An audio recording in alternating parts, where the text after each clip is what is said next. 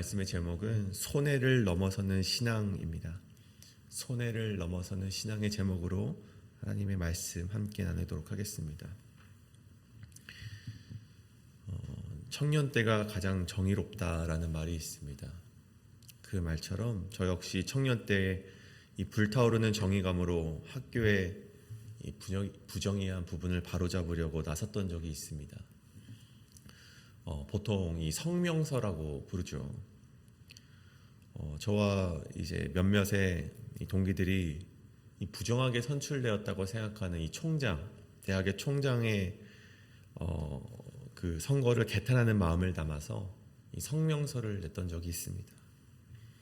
무엇이 잘못되었다. 이제 항목을 첫 번째, 두 번째, 세 번째 이렇게 적고 이러한 마음을 담아서 우리 교단이 가진 그 정의성을 우리 침해하는 이제 대학 총장을 굉장히 비판한다라는 글을 적고 그 맨 아랫부분에는 그 성명서를 누가 동참하였는지를 이제 기재하는 것이죠. 그 부분에는 보통 이제 한 사람의 이름보다는 많은 사람의 이름이 들어가야 그 성명서에 힘이 실리기 때문에 저는 이 동기들과 함께 마음을 모아서 그 성명서에 이름을 적었습니다. 그래서 저희 학번에 있는 동기들의 이름을 모두 다 적고 이제 교단 홈페이지에다가 공식적으로 이제 제출을 하려고 하는데 그때 이제 업로드를 하기 직전에 막 전화들이 많이 옵니다. 제 동기들이 막 전화가 와서 준혁아 미안한데 내 이름 좀 빼주면 안 되겠니? 라고 이렇게 연락이 옵니다. 우리 담임 목사님과 총장이 사이가 굉장히 돈독하기 때문에 내가 그 성명서에 이름을 내면 담임 목사님이 굉장히 속상해 하실 거야 라고 말하면서 빼달라고 말하기도 하고 또 어떤 동기도 연락이 와서 자기가 그런 거에 이름을 실은 거를 알면 이 교인들과 교회들이 문제를 삼을 것 같아서 그 이름을 좀 내려주면 좋겠다라고 저에게 연락이 오는 동기들이 굉장히 많이 있었습니다. 물론 반대로 그럼에도 불구하고 자기의 이름은 꼭 넣어달라는 이 동기들도 있었죠. 물론 이 각자가 생각하는 정의가 다르기 때문에 무엇이 옳고 무엇이 틀리다 이렇게 말을 할 수 있는 것은 아니었습니다. 물론 넣고 싶으면 넣고 뺄 수 있으면 뺄 수 있는 것이 각자가 생각하는 정의였죠. 하지만 오늘 말씀을 보시면 우리가 그리스도인으로서 신앙에 대해서 이 임봉하는 장면에 있어서는 결코 타협이 있어서는 안 되는 것이었습니다. 신앙이라고 한다면요, 여러분 이야기가 달라지는 것이죠. 너도 맞을 수 있고 나도 맞을 수 있다. 그래서 이 임봉하는 이름에서 빠질 수 있다. 그런 이야기로는 신앙을 설명할 수 없는 것입니다. 오늘 본문을 보면 하나님과의 견고한 언약을 세우고자 하는 일에 자신을 임봉하는 자들의 이름이 나오게 됩니다. 죄악된 지난날의 과오를 떠나서 다시 하나님만을 섬기겠다는 그 신앙 가운데 임봉하는 자들의 이름이 오늘 기록이 되어 있었고 그들은 그 누구 하나 이름을 빠지지 않은 채로 자신의 희생을 각오한 채로 이름을 적게 되었다는 것입니다. 지금껏 누려왔던 모든 것들이 멈춰서는 일이 생길 수도 있겠지만 지금 그들에게 무엇보다 중요한 것은 하나님을 향한 신앙이었고 하나님과의 관계에 있었다라는 것입니다. 여러분 그렇게 그들이 임봉했던 그들이 손해를 각오하고 임봉을 했던 그 결과가 무엇입니까? 오늘 우리가 함께 읽은 말씀에 나와 있지는 않지만 느헤미야 12장에 보시면 43절에 이런 말씀이 있습니다. 이날에 무리가 큰 제사를 드리고 심히 즐거워하였으니 이는 하나님이 크게 즐거워하게 하셨습니다. 부녀와 어린아이도 즐거워하였으므로 예루살렘이 즐거워하는 소리가 멀리서 들렸느니라. 아멘. 여러분 청교도 신앙의 이 기본이 되었던 근간이 되었던 이 웨스터민스터 신앙 고백의 이 첫 번째 인간의 제일 되는 목적이 무엇라 기록되어 있는가 보면요. 그것은 하나님을 영화롭게 하는 것과 영원토록 그를 즐거워하는 것이라고 말을 합니다. 여러분 오늘 이 임봉한 자들 그들 역시 하나님과의 관계를 제1의 목적으로 여겼고 그들의 이름을 견고한 언약에 임봉하였을 때 비록 그들이 손해를 보는 일이 생겼을지라도 그들은 즐거웠고 하나님께서도 즐거우셨으며 이 고통과 제약이 만연했던 예루살렘의 그 지역에서도 즐거움이 넘쳐 흘러는 그 결과가 이루게 되었다는 것입니다. 여러분, 저는 이것이 우리의 신앙의 목적이 되어야 될 줄로 믿습니다.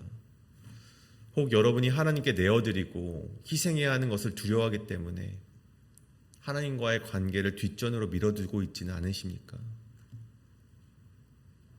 여러분, 성경에서는 그 결과를 누누이 말하듯 예루살렘의 폐허와 같이 우리의 인생의 폐허라고 말을 하고 있습니다.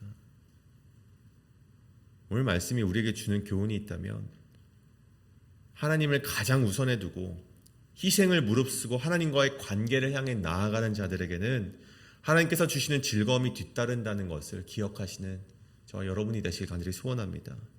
그래서 오늘 말씀을 통해 이 기본적이고 당연한 신앙의 원리를 오늘 다시금 발견하게 되시는 시간 되시기를 간절히 소원합니다.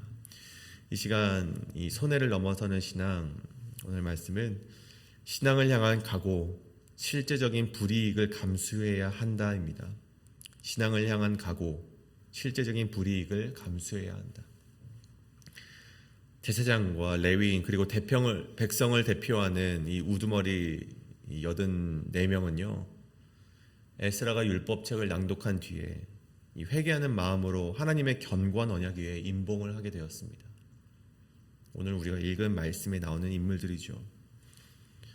그렇게 약속을 한 뒤에 29절에 보면 이렇게 맹세를 합니다.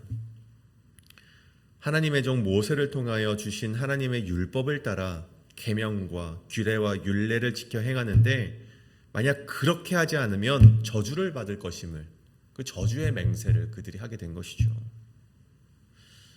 이 명예를 중시하던 고대 유대 사회 가운데 이러한 맹세는요 그들이 함부로 그것을 파할 수 있는 것이 아니었습니다.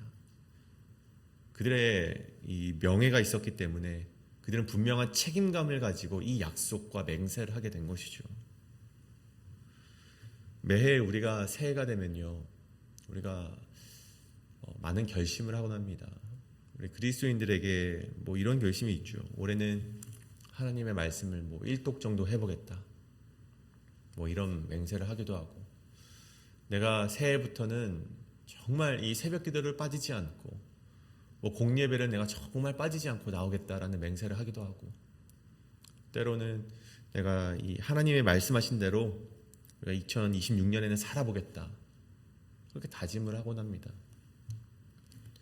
근데 우리가 그 결과가 어떻습니까?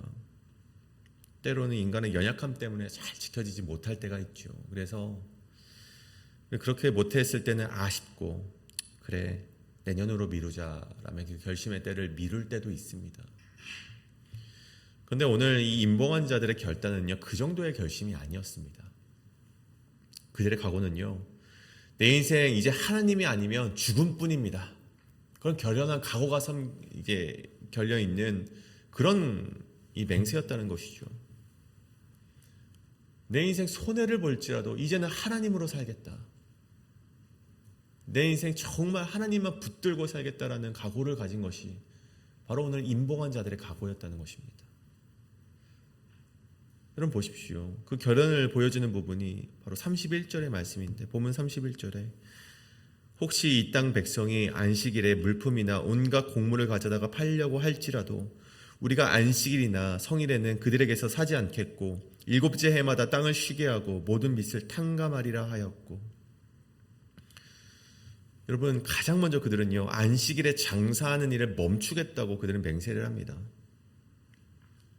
여러분, 이스라엘은요 지리 특성상 자급자족이 쉽지 않았습니다. 느헤미야 10장 16절에 보면 그래서 두로 사람들과 같은 이방 상인들이 예루살렘으로 들어와서 안식일에도 상행위를 했다는 이런 기록이 기록되어 있습니다. 이 당시에는 매우 이것이 흔한 일들이었죠. 밀과 보리와 기름, 포도주 같은 기본 식량이 이스라엘에는 부족했고 이 부족분을 이방인 이 상인들에게서 거래로 채워야만 했습니다. 근데 여러분, 이방인들이 언제 그들을 찾아옵니까? 시도 때도 없이 찾아오죠. 여러분, 안식일이라고 그들이 봐주지 않습니다. 그들은 안식일에도 그들의 물건을 팔고자 그들의 예루살렘으로 들어온다는 것이죠. 그러니 이 안식일에도 찾아오는 상인들과의 거래를 그들은 멈출 수가 없었고, 만약 그것을 사지 않았을 때 이 물건을 또 내가 언제 살 수 있을까라는 두려움 가운데 살아가야만 했습니다. 그런 현실적인 압박이 있었던 것이죠. 그런데 오늘 보십시오. 그들은 그럼에도 불구하고 결단을 합니다. 우리가 이제는 안식일에는 사지 않겠다. 다시 달리 말하면 우리가 하나님을 향한 신앙 때문에 안식일의 거룩성을 철저하게 지켜내겠다. 오늘날로 말하면 내가 주일 성수만큼은 내가 무슨 일이 있어도 지켜내겠다. 공예배만큼은 내가 무조건 지켜내겠다라는 결심이 그들에게 있었다라는 것입니다. 근데 이보다 더 큰 결심이 있습니다. 그 후에는 이제 뒤에 말씀을 보면 안식년에 있습니다.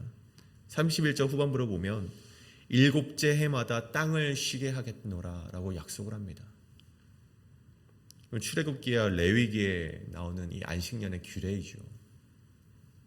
7년에 한 번 그 한 해를 1년을 이 땅을 경작하지 않고 쉬어야 하는 율법이 있었죠. 오늘날로 말하면 이 1년치의 연봉을 포기하겠습니다라는 그들의 결연한 다짐과도 같았는데, 그들은 그마저도 하나님과의 관계를 위해서 내려놓는 신앙으로 나아갔다는 것입니다. 1년 정도 손해를 볼지언정 우리는 하나님과의 관계가 더 중요하다라는 마음 가운데 그들이 달려나갔다는 것입니다. 그런데 이뿐만이 아닙니다. 더 나아가서 모든 빚을 탕감하겠다라고 약속을 합니다. 그럼 우리가 함께 살펴보았던 느헤미야 5장을 기억해 보시면, 당시 이 이스라엘 사회는요, 동족끼리 고리대금 문제로 인하여서 동족의 자녀가 팔려나가는 일이 굉장히 비일비재하였다라고 기록이 되어 있었습니다. 그래서 그때 느헤미야가 정말 분노하는 마음으로 깊이 생각하면서 내놓은 결단은 우리가 동족끼리는 이자를 받지 말자, 그런 결심이었죠. 그런 결단이 있었고 모두들 그것에 동의를 했습니다. 여러분 오늘 보십시오. 오늘 말씀에 보면 이제 이자를 받지 않는 것뿐만이 아니라 이제는 모든 빚을 탕감하겠노라 결단을 하는 것을 보게 됩니다. 여러분 이것은 신명기 15장에 나오는 그런 율법입니다. 매 7년 끝에는 면제하라 라고 말하면서 시작되는 이 탕감의 이런 율법이 있는데, 그러면 사실 이 신명기 15장에 나오는 이 면제의 의미는요, 이 히브리어 사마트에서 나오는 단어입니다. 이 히브리어 사마트는 쉬게 하다, 묶여두다라는 이 의미를 가지는데, 다시 말해서 이 신명기 15장에 나오는 그 말씀은요, 그들에게 빚진 자들을 모두 면제해주라, 탕감해주라, 그런 말이 아닙니다. 사실 신명기 15장에 나오는 것은 안식년 동안에는 매 7년 끝에 이 안식년에 도달했을 때 이 안식년 동안에는 동족을 향한 빚 독촉을 멈추어라, 이 유예 기간을 주어라, 그런 의도로 기록된 말씀이었습니다. 그러니까 빚을 모두 탕감해 주라는 것이 아니라 그 1년만큼은 그들이 숨 쉴 수 있도록 내어두어라, 그런 말씀이었죠. 하지만 오늘 이들이 결심한 것은 모든 빚을 탕감해 주겠다는 것입니다. 오늘 탕감에 쓰인 히브리어 단어는 나타쉬입니다. 완전히 버리다, 포기하다라는 뜻을 가졌죠. 저들은요, 자신들이 가진 채권을 포기하겠다고 말하는 신앙의 모습으로 나아갔다는 것입니다. 근데 이들이 이렇게 행동했던 의도를 우리가 좀 자세하게 살펴볼 이유가 있습니다.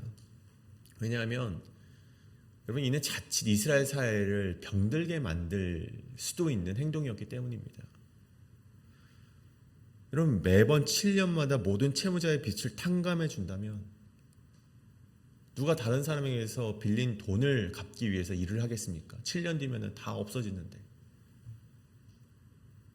만약 정말 그 율법이 모든 빚을 탕감해 주라고 이해를 했다면, 그러면 그것은 이스라엘 사회를 병들게 만드는 그런 경제체제였다는 것이죠. 하지만 오늘 나오는 그들이 탕감해 주겠다는 것은 사실 많은 신학자들이 보건대 이것은 일회성으로 한번 탕감해 주는 것이다 라고 보는 견해가 굉장히 많이 있습니다.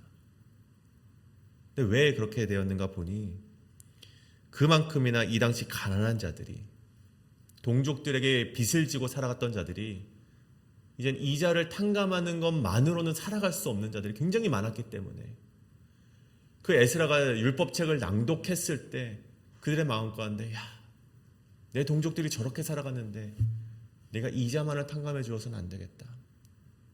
그러한 마음으로 어떻게 하는 것이 하나님을 기쁘게 할 수 있을까? 어떻게 하는 것이 우리의 조상의 죄를 답습하지 않고 내가 그 죄를 끊어낼 수 있는 방법일까라는 결연한 마음을 가지고 이제는 내가 저들의 빚을 탕감해 주어야겠다 하는 손해를 무릅쓰고 그들이 이 견고한 언약 가운데 임봉하며 이 저주의 맹세를 했다는 것입니다. 이로 인해 알 수 있는 한 가지 사실은 무엇입니까? 임봉한 자들의 이 결단은요, 단순히 율법을 문자적으로 지킨 것이 아니라 하나님께서 기뻐하실 만한 일을 행했다는 것입니다. 이렇게 하면 하나님께서 기뻐하시겠지, 이렇게 해야지 이 이스라엘이 함께 기뻐할 수 있겠지라는 것을 그들이 생각해냈고 하나님의 이 율법을 적은 의미를 그들이 깨달은 다음에 그렇게 행동했다는 것입니다. 비록 자신들이 큰 피해를 얻게 됨에도 불구하고 그렇게 결단했다는 것이죠. 뿐만 아니라 오늘 앞절에 보면 이방인과 혼인하지 않겠다라고 약속을 합니다. 고대사에서 이것은 상업적인 동맹임에도 불구하고 그것을 포기하겠다는 것이죠. 경제적인 기회를 잃을 수도 있지만, 사회적인 관계를 잃을 수도 있지만 세상의 안전망을 포기하는 결단을 그들은 서슴지 않고 오늘 맹세를 했다는 것입니다. 사랑하는 여러분, 여러분의 이름은 어디에 기록되어 계십니까? 여러분은 하나님을 믿으면서 어떠한 맹세로서 나아가고 계십니까? 여러분, 올 한 해를 되돌아보면서 여러분 스스로에게 우리가 되묻는 시간이 있기를 간절히 소원합니다. 오늘 이 이스라엘 백성처럼 우리가 하나님과의 관계를 위해 나는 무엇을 포기했는가? 우리가 이 하나님을 기쁘시게 하기 위하여서, 이 신앙을 지켜내기 위해서 나는 어떠한 불이익을 감수하고 있는가? 우리가 이렇게 되묻기를 간절히 소원합니다. 혹 하나님을 우선에 두며 손해볼까 두려워서 믿음을 뒤로 두며 살아가고 있지는 않은가? 우리가 한번 우리의 생활을 되살펴보자는 것이죠. 그 84명의 이름이 그들이 견고한 언약 위에 임봉을 했을 때, 그들이 손해를 무릅쓰고 그들이 그 언약 가운데 임봉을 했을 때 그들에게 찾아온 것은 두려움이 아니라 즐거움이었다는 것입니다. 하나님께서 그들을 크게 즐거워하게 하셨고 예루살렘 성 전체가 곡소리가 나고 슬픔이 가득하던, 정말 느헤미야가 그렇게 전해 듣던 예루살렘 성 전체가 이제는 기쁨의 소리로 가득하게 되었다는 것입니다. 여러분의 이름을 하나님의 견고한 언약 위에 담대히 적어 내려가시는 결단이 오늘 이 새벽 가운데 있기를 간절히 소원합니다. 이제 2026년이 얼마 남지 않았습니다. 여러분, 2026년 가운데 저는 똑같은 삶을 되풀이하는 그런 신앙으로서 살아가기 되기를 원치 않습니다. 때로는 2026년도에는 우리가 손해를 볼지라도, 우리에게 희생이 다가오게 될지라도, 그럼에도 불구하고 그것이 하나님을 기쁘시게 하는 일이라면 그것을 나의 십자가로 여기며 내가 그 십자가를 내가 내려놓지 않고 십자가를 담대히 붙들고 나가며 하나님께서 주시는 기쁨으로 2026년을 다짐하며 나아가시는 저와 여러분이 되셔서 우리 가정을 기쁘게 하고 또 이 교회를 기쁘게 만들어가는 저와 여러분이 되시기를 간절히 소원합니다. 이 시간 우리 함께 그것을 놓고 기도하며 나아가실 텐데요. 우리가 이 시간 하나님 아버지, 내가 때로는 나만 희생하는 것처럼 보입니다. 하나님의 일에 나만 손해를 보는 것처럼 보입니다. 하지만 하나님 아버지, 그럼에도 불구하고 그것을 나의 신앙의 기쁨으로 여기며 그것이 하나님을 기쁘시게 하고 그것이 하나님의 영광을 위한 일이라면 그것을 내가 담대하게 감사하며 나갈 수 있는 우리의 신앙이 되고 2026년 우리 교회가 될 수 있도록 인도하여 달라고 이 시간 함께 통성으로 기도하며 나가시겠습니다. 기도합니다. 하나님 아버지, 하나님 아버지 감사하며 기도드립니다.